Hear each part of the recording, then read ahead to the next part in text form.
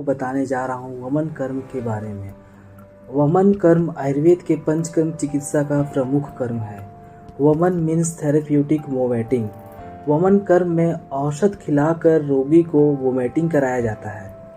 वमन कराने का मुख्य उद्देश्य बॉडी के जितने भी टॉक्सिन्स होते हैं उनको बाहर निकालना होता है। वमन के द्वारा मुख्यतः रेस्पिरेटरी ट्रैक, गैस्ट्रोइंटेस्टाइनल ट्रैक के टॉक्सिन्स को बाहर निकालना होता है। वमन कर्म कराने के पश्चात शरीर की शुद्धि हो जाती है, शरीर का शोधन हो जाता है, शरीर में हल्कापन प्रतीत होता है। प्रमुख रूप से निम्न वामक द्रव्य का प्रयोग करते हैं।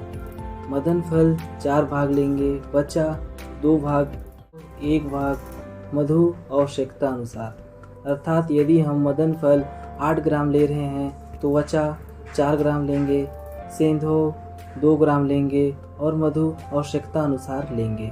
वमन कर्म कराने से पूर्व रोगी के वाइटल्स का एग्जामिनेशन करना होता है। वमन कर्म कराने से पहले रोगी का परीक्षण किया जाता है कि वमन कराने योग्य है या नहीं। यह देश, काल, बल, शरीर, आहार, सात्म्य, सत्व, प्रकृति के आधार पर निर्णय लिया जाता है कि रोगी को वमन करा सकते हैं या नहीं करा सकते हैं। रोगी का वमन कराने से पूर्व चिकित्सा में उत्पन्न होने वाले उपद्रव आदि की जानकारी देते हैं तथा उससे कंसेंट ले लेते हैं। उसके बाद वमन कर्म कराते हैं। वमन कर्म की प्रधानता। कफ रोगों की प्रधान चिकित्सा में वमन कर्म को सर्वश्रेष्ठ कहा गया है।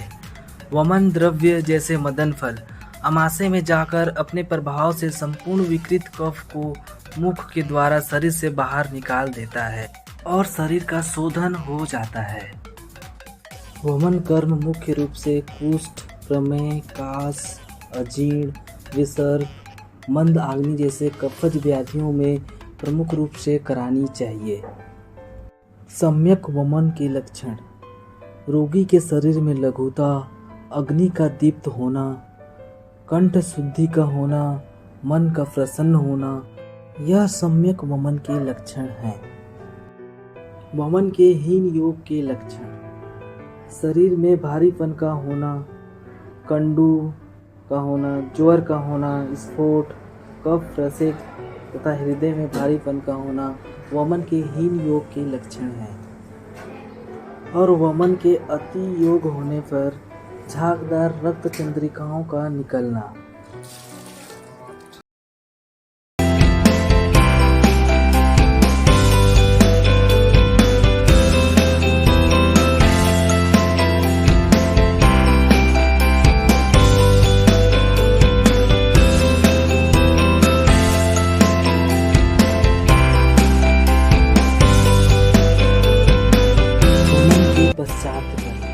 जब वमन बंद हो जाए तब रोगी के हाथ, पैर, मुख शीतल जल से प्रक्षालन कर अर्थात धुलाकर एक मुहूर्त मतलब 48 मिनट तक विश्राम कराते हैं। उसके बाद रोगी का परीक्षण कर, वाइटल्स एग्जामिनेशन कर धूमपान कराते हैं।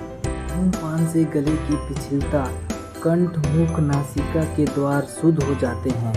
वमन के पश्चात जो कफ रह जाता है उसका शमन हो जाता है।